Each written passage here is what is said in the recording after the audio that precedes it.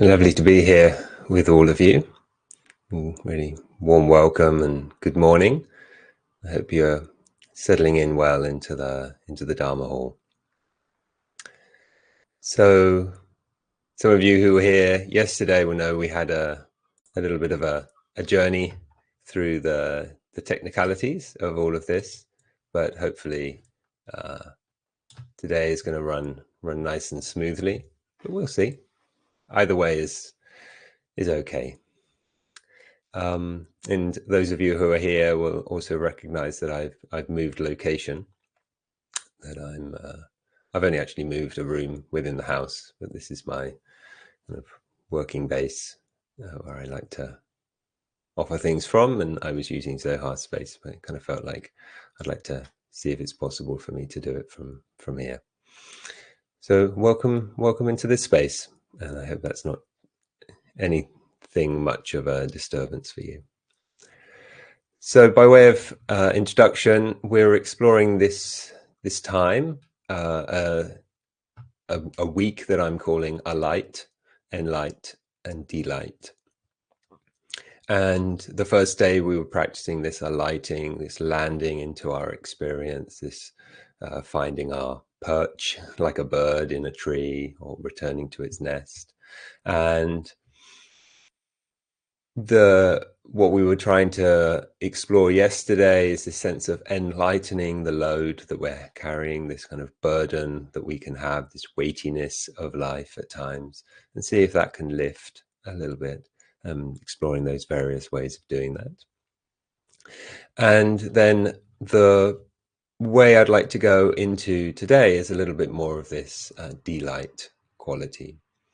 So playing around a little bit with the light metaphor, and also how that word is used in our world. How we can see that light is actually landing in different places. So, and all of this is actually related to the teaching, one of the last teachings of the Buddha, where he said, be a lamp unto yourself. Okay, and that's there in the description. You can read a bit more about that, but it's quite an interesting phrase, in this time of the Buddha's life, not unaware of the fact that they were going to be leaving this dimension of reality, kind of giving various teachings that we can take seriously. This is a person who knew they didn't have much time and wanted us to understand something. So saying, be a lamp unto yourself. Okay, so I'll go into a little bit more of that, and then we'll go into the idea of delight. Then we'll have time for a really nice half an hour of meditation together, where we can actually bring some of this delight experience into being. And then we'll have time for any questions and reflections. And this will be a really nice structure, because I think one part of what the Buddha was offering with this, be a lamp unto yourself, be a light unto your way, and we could take other definitions, but let's stick with those ones for now, is in part actually about increasing our confidence in ourselves, to be that lamp, to be that light shining our way. A second part of this stanza is also saying, let the Dharma be a light unto yourself, unto your way. Yeah. So what we might call this is a quality of assurance in ourselves and a quality of conviction in the Dharma. And those two actually come together. Yeah. And we can really see, this map that we've been offered by a teacher like the Buddha, and the Sangha over time, this map actually reveals a way that fits my reality. It works for my life. I can use this to, what I would say, step by step, move into freedom. Yeah, following that map, whatever that word might mean for us, freedom. Yeah. We could say for now, one expression of more freedom would be more ease, more peace, more well-being, or happiness. Yes, it's a sense of happiness. Beautifully, I felt when I asked you on the first morning, those of you who were here, what would you like to see more of? What do you want to develop this week? Happiness came up in accuracy. The exact word happiness came up, but also various other ways that we could say an experience that would make us more happy came up and was expressed there. One of the core ideas of Buddhism, as I read it, is we need to get wise about where happiness comes from. Yeah, happiness is possible. Of course, stress, distress, suffering, really kind of central feature of the path. That's also possible. Yeah, but it is possible for us to become more happy. Yeah, the goal of our practice isn't, how many breaths can you follow? How many sounds can you hear? The path is not, accept life as it is. It's not even go with the flow. I think it gets summarized quite well by this phrase from the Buddha: what, when I do it, will lead to my long-term happiness and well-being. What, when I do it, will lead to my long-term happiness and well-being. Yeah.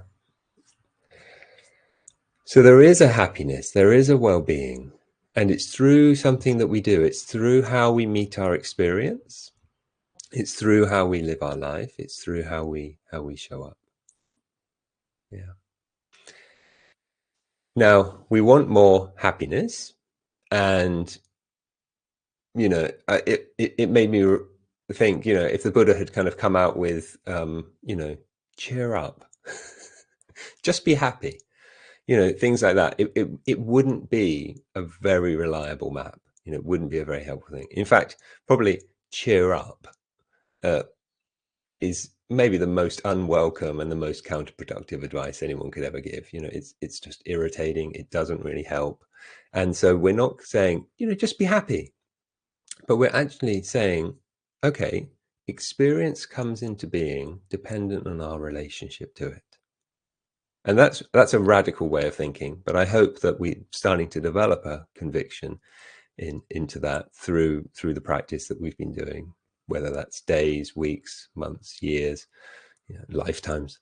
Hopefully we're getting a sense, actually how I meet my experience really makes a difference, really makes a difference. So where does happiness come from? Where does joy come from? Where does delight come from?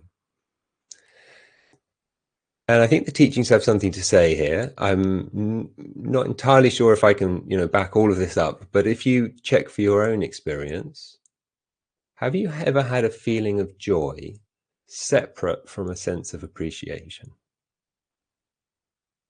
Ever had an experience of joy separate from a sense of appreciation? Now, I think they're really deeply connected. I feel them to be connected. I see in my life that they're really connected. Now, let's take this as a map. Could we appreciate more?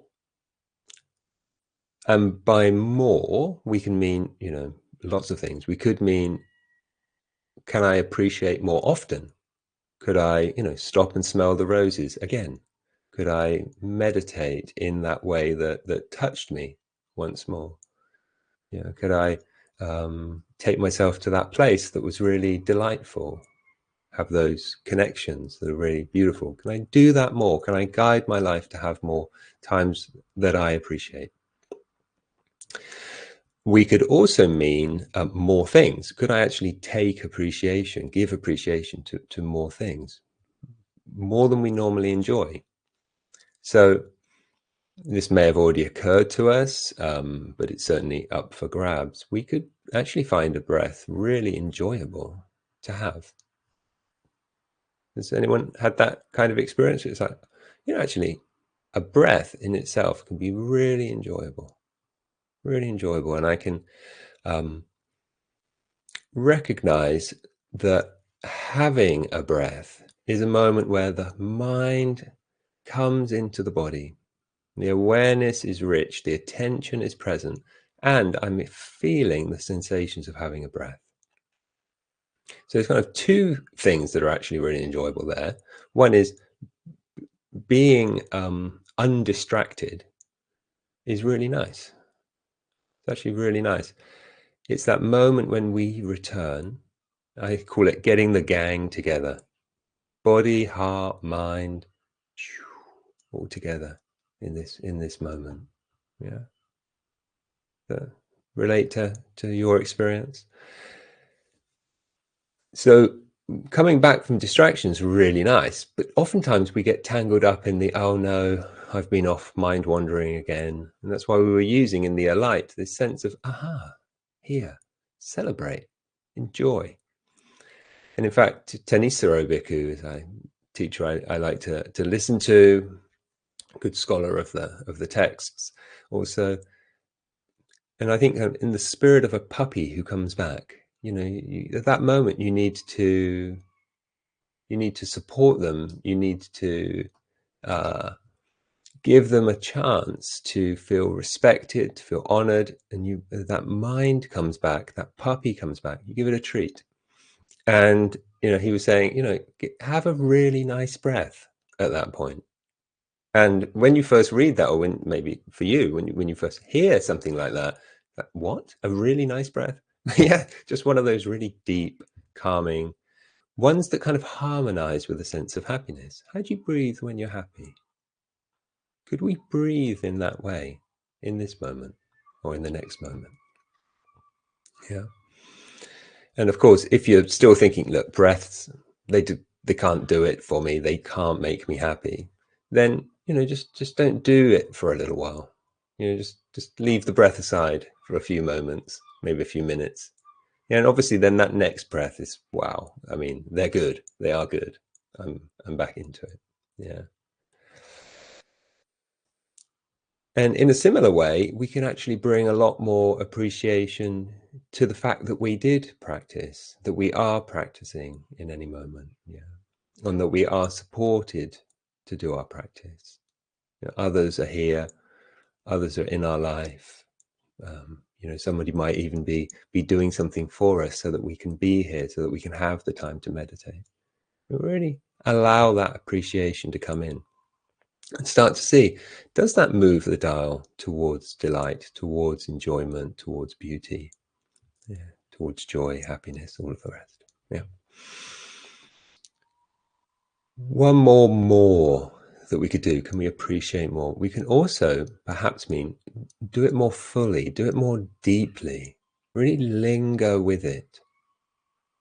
So many of you will be aware that the human heart mind, probably part of our survival mechanism, has a negativity bias. We tend to linger on things that could hurt us, to harm us, threaten us. And we also kind of like remember that, but we also kind of elevate it all within our system.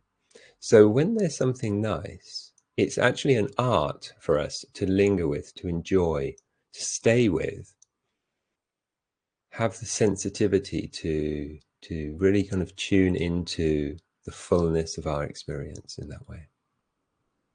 And so something I would say is don't underestimate the work and skill involved in happiness making. Like really question how much do I know how to savor, how to appreciate, how to that's nice. And not move into, oh, let's get more of that. Yeah, but actually really let's enjoy that. Let's stay with it. Let's linger with that. Okay.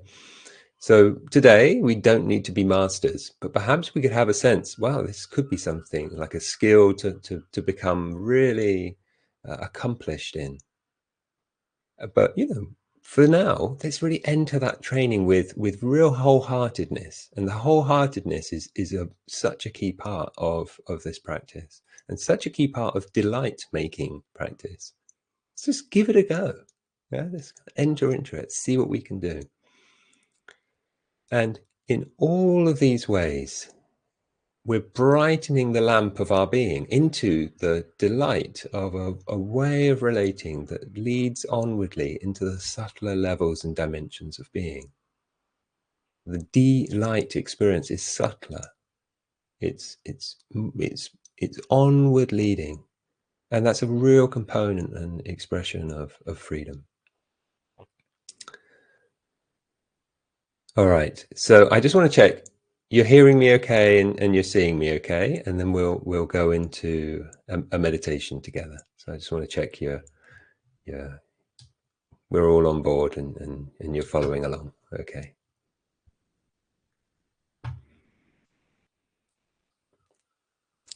So while I wait for just a confirmation or two to come into the chat, let's find our place, our posture, our location, and begin to start tuning into uh, what feels like it's going to be a helpful practice for us. So what would you like to pay attention to? You can come to the breath, come to the body sensation, how the body is meeting the earth. You could listen to the sounds that are coming through, and really feel invited to choose a posture that really supports feeling quite bright, quite present, quite spacious. Yeah. And we'll settle into half an hour of guided practice. As I say, relatively lightly guided. I'm going to guide us in, and just drop in these reminders. As I say, it's quite a practice, practicing delight. So I want to make sure that we get the chance to make the most of this.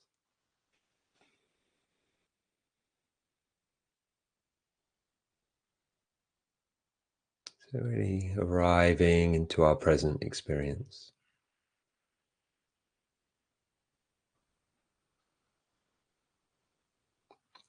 Seeing if anything needs to rest back. So that settling and settling in can begin or continue and deepen.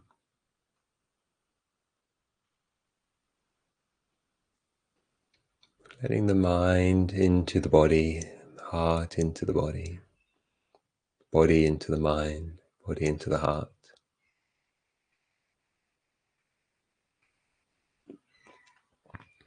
And listening from there, listening to the breath.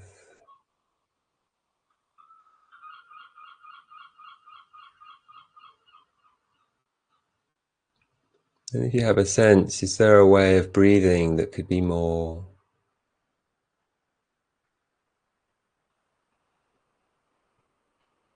enjoyable?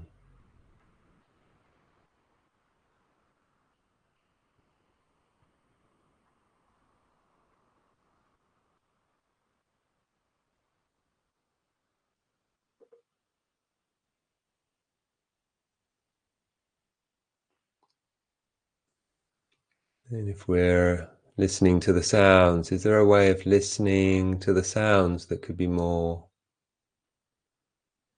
enjoyable?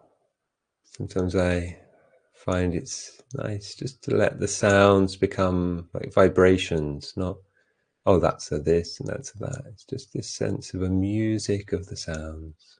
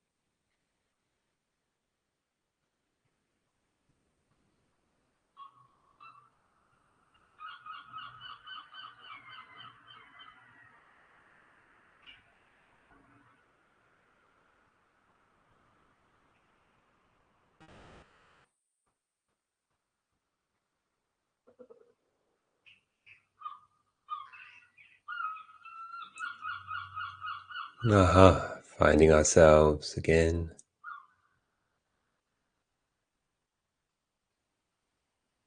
Checking if anything needs softening, resting into.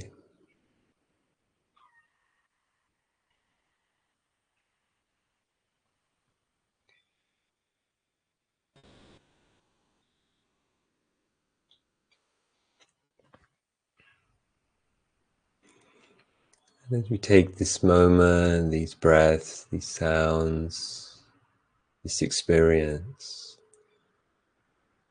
we feel some appreciation to our good fortune. This is also quite a key element in Buddhist practice, recognizing the good fortune to be alive, to have the human birth. And it can also be even more personal to ourselves, being able to discover these teachings and have the intelligence to be able to comprehend them. Where does our intelligence come from? What a gift.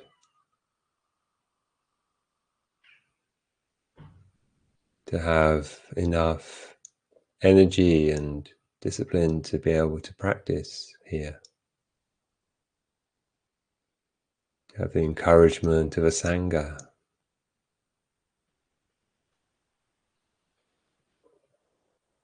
You can still be breathing, still be listening, and just letting that sense of appreciation for the support we're given.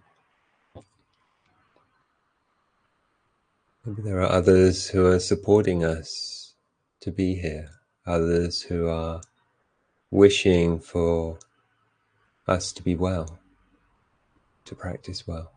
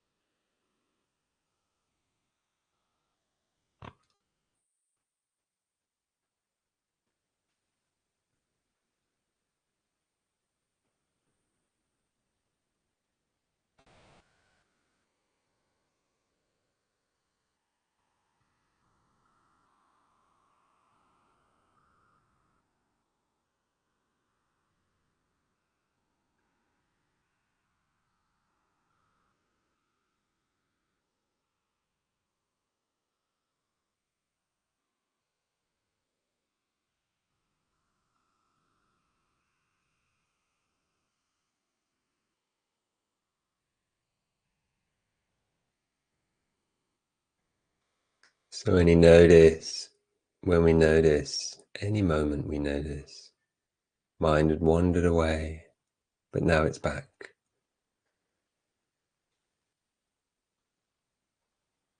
Just returning, serving of a gift, of a treat. That could be a really nice breath, one that softens the belly, or a way of listening that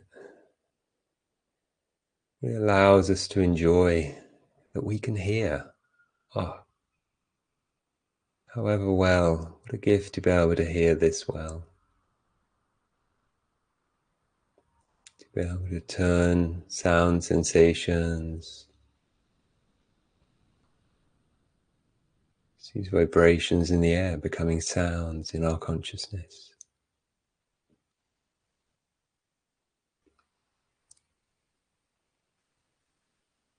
If the mind's really wandering a lot, it can be a real gift. Something we can take delight in is really enjoying 3 breaths, just 3. See if we can be all the way through the breath. The gaps in between, the mind often wanders away in the gaps. Gaps between an in-breath and an out-breath, where the out-breath has fully disappeared before the in-breath has come, maybe needing more attention, more interest.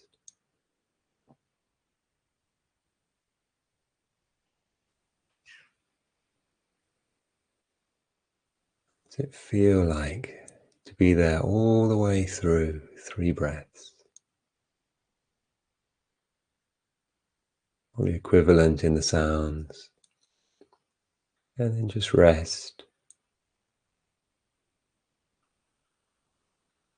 Rest in any well-being there might be from being gathered.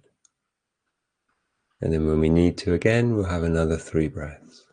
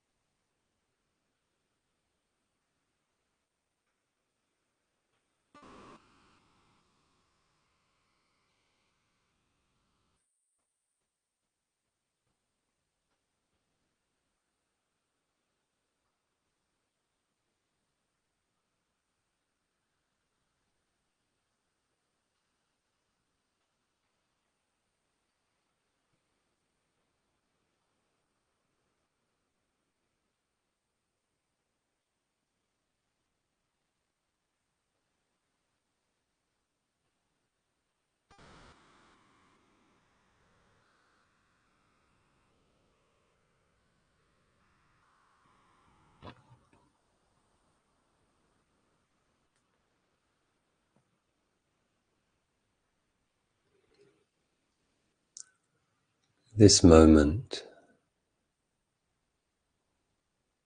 may be more worthy of our appreciation than we immediately imagine. And if we've been thinking in a world, mind-made world, of the past or future or fantasy or lists, how wonderful to have a creative mind, a reflective mind, a mind that's interested in life, cares, wishes well. Also, how wonderful that we can let go of that when we choose to some degree. And remember that there's this breath. We're being gifted by the trees that breathe out the oxygen that we so fully need. And it's there for us. And we can breathe it.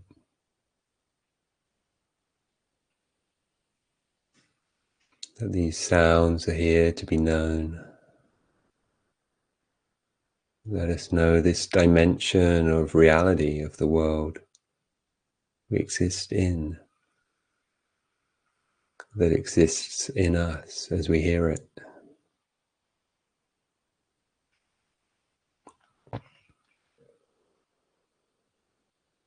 This sensational world, inner and outer.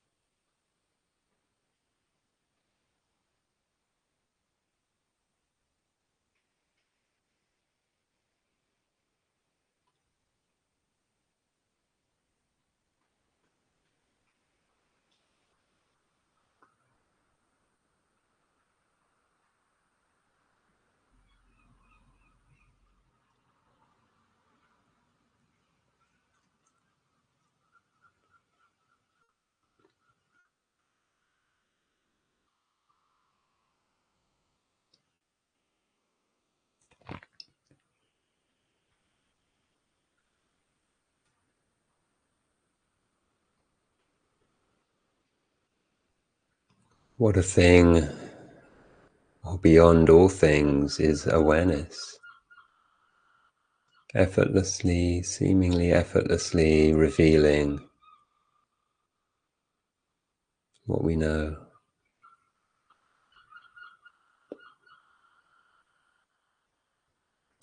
With that, there's attention that we can guide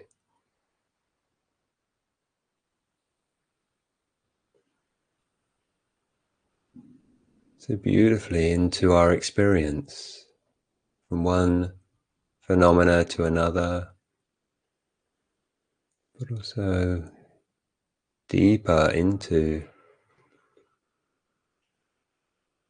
We can probe, move into experience, and we can also rest back and allow experience to arrive with us. These different modes we have of attention.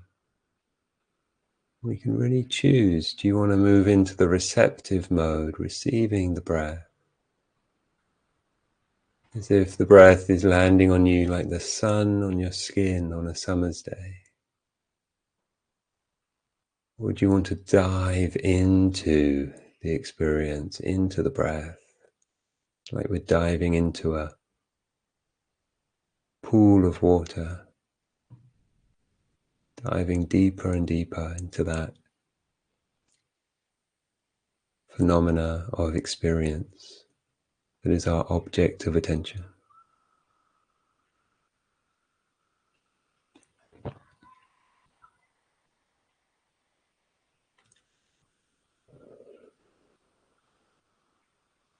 What brings more delight? Resting back, receiving, diving in, diving in, diving in.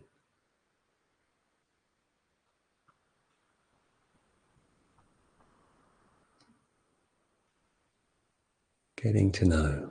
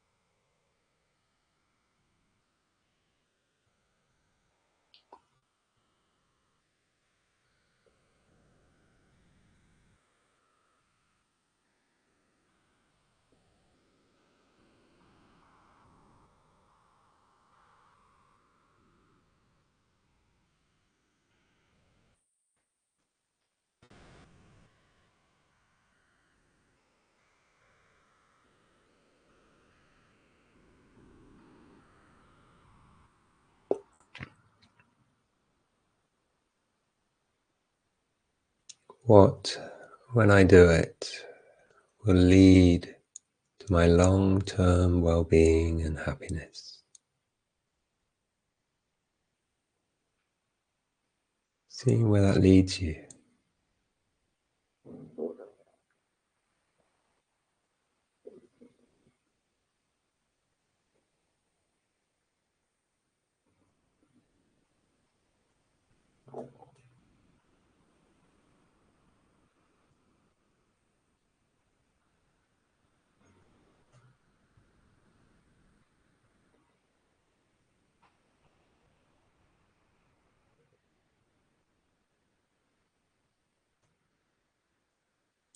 And whatever comes, whatever intuition arises, let that be something that guides us through this day, maybe guides our practice over the days.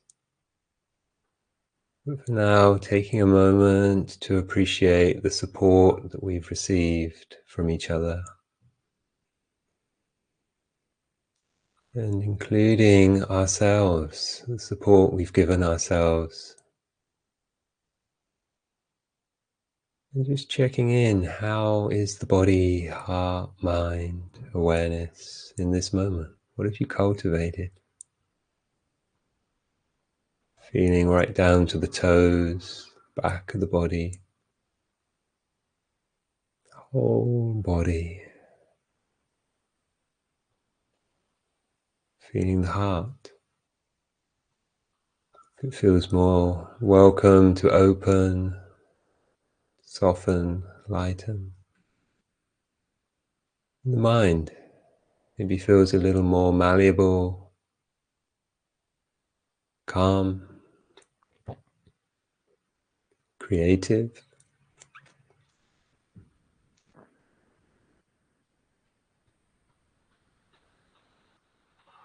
I invite you to thank yourself, thank each other, and thank everything else for allowing us to delight in our experience for a little while together. And we'll begin to transition into the more communication, conversational side of the session.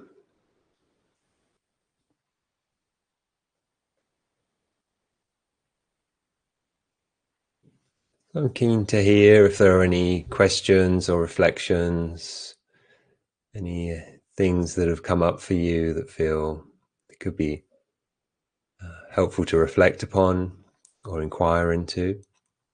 You're very welcome. I'm interested to hear if this is a way of practicing that's familiar to you, or if this is a kind of a different way of approaching the practice, and how does it feel if that's the case, or if this is a regular part of how you practice. You bring a lot of appreciation into the way that you meet breath, sounds, other things. Yeah. There's a lovely quote in the chat there, connecting up gratefulness and happiness. Yeah. It's like, grateful because we're happy, and we're happy because we're grateful.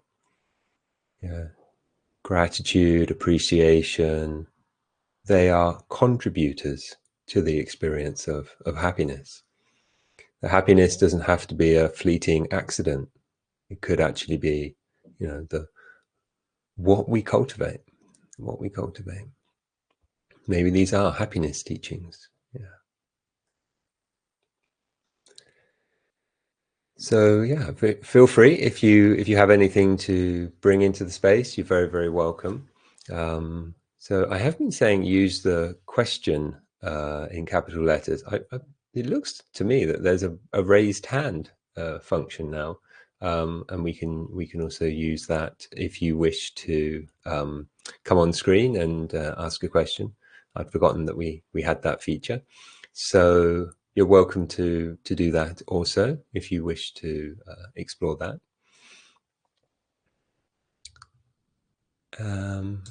Yeah, and we'll dive into questions and things like this. Yeah, so great question from Kevin. Would you recommend a personal teacher as practice deepens? Um, I think it's certainly something that's very helpful. Um, if you kind of find yourself having experiences which you don't quite know what to do with, certainly there's the possibility that through trial and error you can kind of come up with excellent and creative ideas of how to meet that. Um, and you could read very widely and take in a lot of ideas from other sources, teachers and the like, who've put their things together into books and lectures and of course talks and guided meditations and all of that. But it can actually be very helpful to realize that it is quite a personal journey. So yeah, in a sense, having a personal teacher can be a great help. How you relate to that personal teacher will depend a lot upon your personality and theirs. It is going to be a personal relationship of personalities. And so, you might want to try around or see someone that you really kind of relate to and you appreciate the way that they express these teachings. It kind of speaks to you, because then that'll probably harmonize well with what you will get out from that. It would be kind of their suggestions will be quite well attuned to your way of seeing things. And at other times, it can be really helpful to practice with either, again, in a personal relationship or listening to their teachings and practices, someone who actually doesn't doesn't speak in the way that we think, yeah, and they actually kind of stretch us. That might be in stretching ways of more discipline. It might be stretching in ways of they actually bring a lot more heart kind of qualities, so to speak, into the practice, whatever it is. So, particular people will be different and will be different over time, of course, as well, all of us. But we can see a lot of potential in those exchanges. So yeah, it could be helpful at a certain point to have an ongoing relationship with one person, and we meet regularly and we listen to their suggestions and we really kind of follow them, and that's a way that practice can deepen. And another thing can be we just have someone, and it could be a changing someone, who we check in with when we kind of feel like, oh, I'm in a bit of a roadblock and I've been practicing with this for a while and I'm not quite sure what to do. So it kind of depends on our personality. It depends on what we feel is helpful, yeah, and appropriate to our life. And we probably want to try different modes of those over time. So yes, I recommend it, but I'm not saying that I think it's essential for either practice to deepen, or if practice has deepened, that you need to seek outwardly. But it can be a great help. So thanks for sharing that.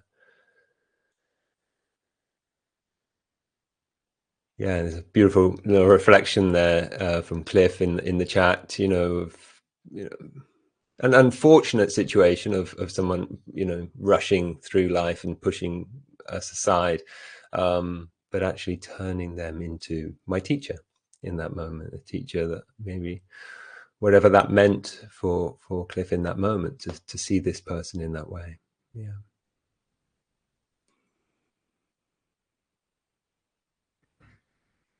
lovely.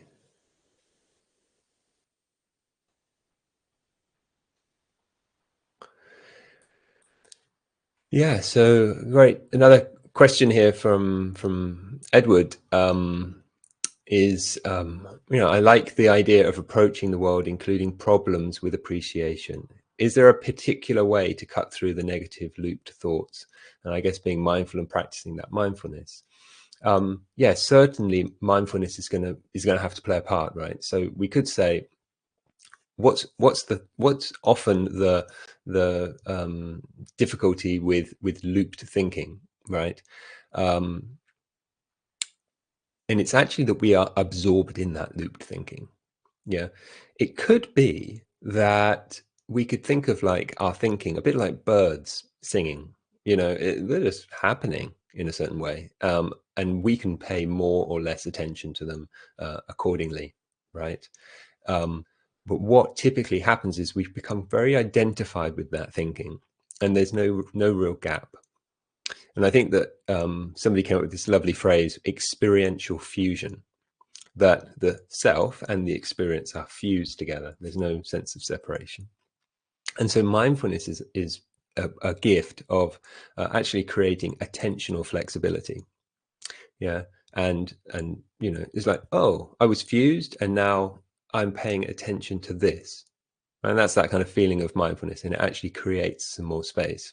And actually, I probably tomorrow will actually go into a little bit more about creating this kind of space. But just to say this much for now is that, and that creates that. So that's already helpful. But also we can see attentional flexibility is also suggesting, well, what should I pay attention to and how should I pay attention to that? And so we actually bring the wisdom factor into that mindfulness. Like, do I need to be paying attention to this? Is this already resolved in some way? Do I need to sit down and write about this so that, you know, that part of the concern is kind of dealt with in helpful ways? Yeah. So, yeah, it's an ongoing practice to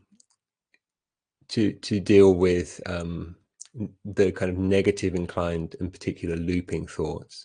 But another practice that I'd really recommend is metta practice, METTA. And I will actually mention a bit more about this tomorrow as well, because it's also a way that we can lighten, and it's actually quite a boundless practice of goodwill. And so goodwill, again, is a practice, like happiness is a practice, being in that way. And this practice over time can really start to kind of help to almost heal on a quite deep level those negative inclinations that we can have. Yeah. It takes time. There might also be, you know, work we want to do through therapy, through counseling, through processing the kind of underlying things there, so that we can tune into all of that. Okay, just got a couple of minutes. I appreciate some of you will perhaps need to dash on. So thank you for being here. Thank you for your support. Thank you for supporting Sangha Live in your presence and all the ways that you contribute towards it. And I'll see if I can just say a few words towards Sinclair Taylor's question here. I've experienced a lot of health and other challenges and feel rather depleted and negative. Meditation helps to calm, but how to tap into joy? Yeah, it's beautiful. It's challenging question, and I'm not saying, you know, you need to be joyful, but the question in this is that, you know, you're experiencing these challenges, and I hope, you know, you feel supported that, and your meditation is helping you to feel calm within that. And that's all beautiful. I mean, those are all things we could appreciate. And it's not that we have to necessarily go from, you know, oh, it's all just awful, and wow, now it's just fantastic, and, you know, it's like the veils have fallen from my eyes and everything's perfect. But is there a way that we can just move a little bit more into a bit more softness, a bit more ease? And that's really enjoyable. Calmness is beautiful. Calmness really is a kind of happiness that we're offering ourselves. And when we meet these challenges and we learn more about, oh, there's different ways of meeting this, we're really gaining our assurance in these teachings that say the possibility of possibilities is here for us. There is something that we can do. And yeah, I'm really happy to kind of pick up this theme a little bit more over the days. And I saw there's also another question came in from Jane about recommendations for meditation timings and things like that, and we will touch in on that. So yeah, thank you so much for being here today, and I look forward to exploring more of this, and really appreciate your engagement with these teachings and practices. All right, really wish you well. Take care.